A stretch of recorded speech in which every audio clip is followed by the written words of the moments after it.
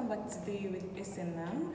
If today happens to be the first time you're watching me, please hit the like button, subscribe to my channel and share with your friends. So in today's video, I'm actually going to tell you how I traveled from Ghana all the way to Kuwait and all the way to Saudi Arabia, and what I actually went to do there and the lessons I learned from that traveling. So let's get right into the video.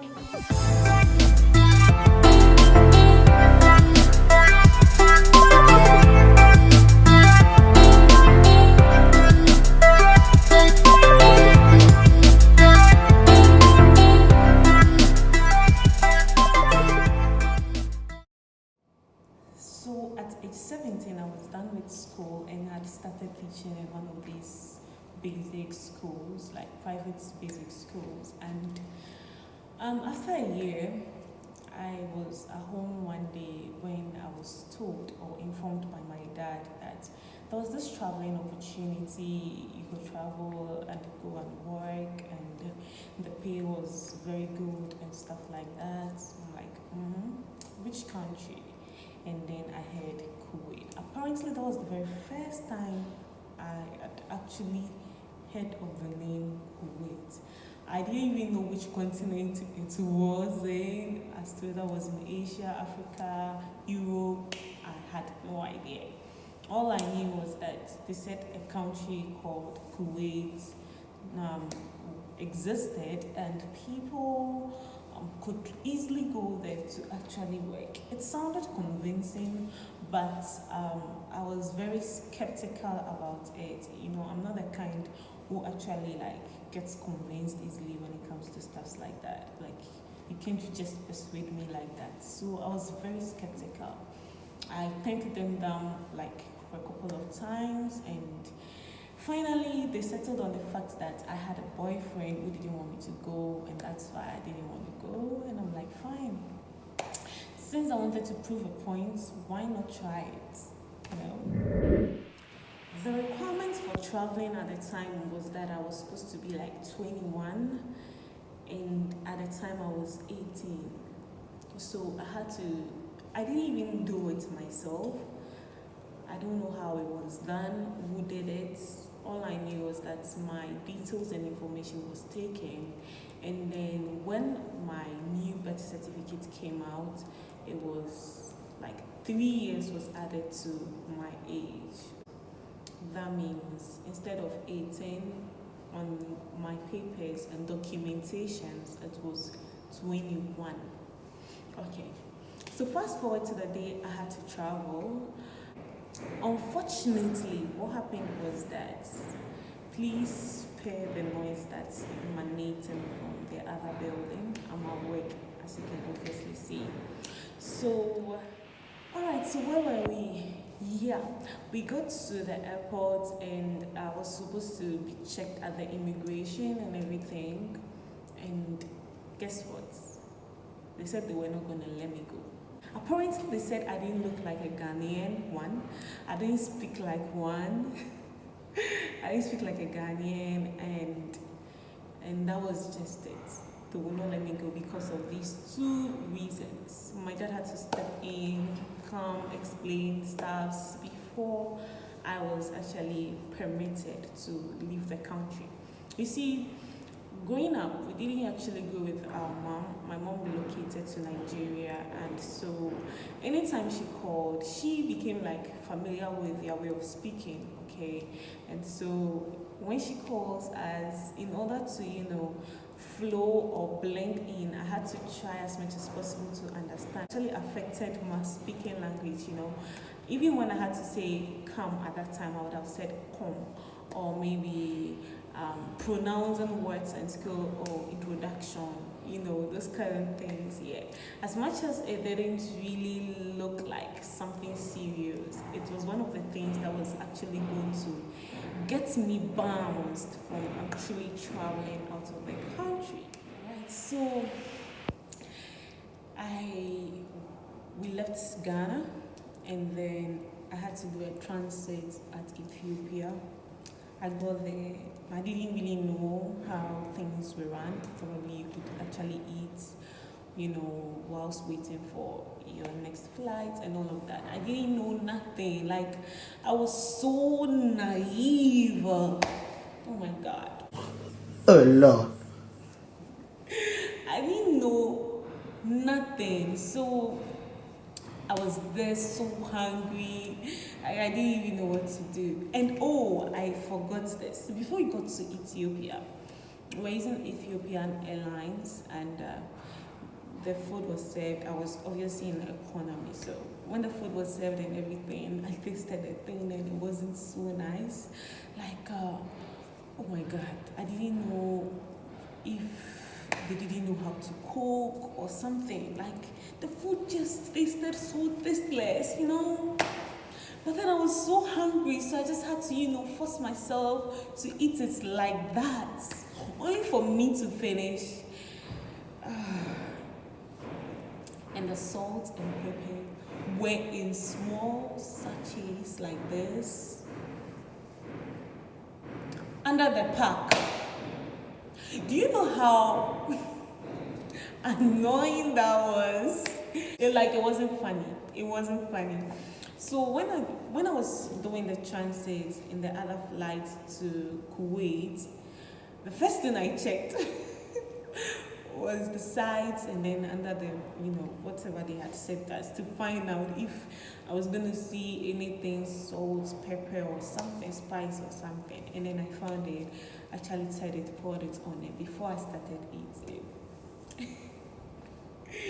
It's funny but not funny, So that was just it. Now we landed in Kuwait, and we drove from the airport to our place of residence, which was actually Jahra, or Al-Jahra. Yeah. And then there was this agent who took us to her place, get something to eat, and we slept off. During the day, we were called to join the agent to an office in Jahra. So we drove out again to the office, which looked like an agency. And then one thing I noticed was that we sat for a while. As we sat down, people came in and out. These Arabs, they trooped in and out. Sometimes when they come in, before they leave, they go with somebody we all came with. And I was wondering, God, what is happening? Are these people selling us? Like, what is going on? Like, why are they going? Like, I was told I was coming to work. We are in the office. Why am I not working already? You see that thing? Yeah. I'm going to come to the lessons and you will understand. Then finally, it got to my turn. A nice, quite bulky man and beautiful wife. Actually, I didn't know she was pretty because, they were in the niqab and abaya, the black one. But then she was holding two children, as two boys, yes. And they came to take me, and then the woman advised me that they are the people I'll be working for, and so I should listen to them and do my best and all of that. Yeah. And we left the agency to their place. I was showed my room, which I was going to share with the cook of the house. And unfortunately, the door could not be locked. That was what I realized later. Anyways, I'm not going to go into the details and everything. If you want me to go into the details of everything, then let me know in the comment section. I'll do a part 2 of this video. Now, after 6 months or almost 6 months later in the house, I decided to leave. And of course, if you want to know why I wanted to leave, let me know in the comment section.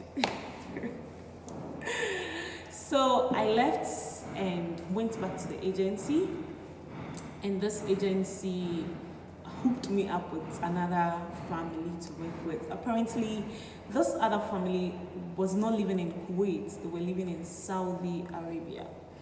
It was like Ghana and Togo. So the only thing separating them was that border, and then that was a border, right? Yeah.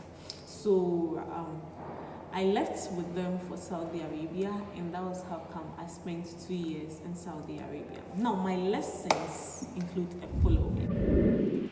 1.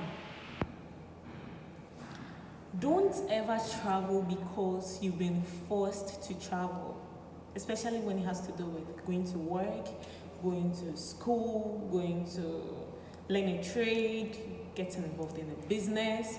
Don't ever be persuaded or forced to go out or to travel to some country you have no idea of. Like, don't do that mistake. Don't be coerced. Don't do that. That's my first lesson. 1. Advice to you. C'est clair? It is good. Reason being that before you embark on stuff like that, you have to be psychologically, mentally, emotionally prepared. You have to psych your mind, because it should take a long processing for you.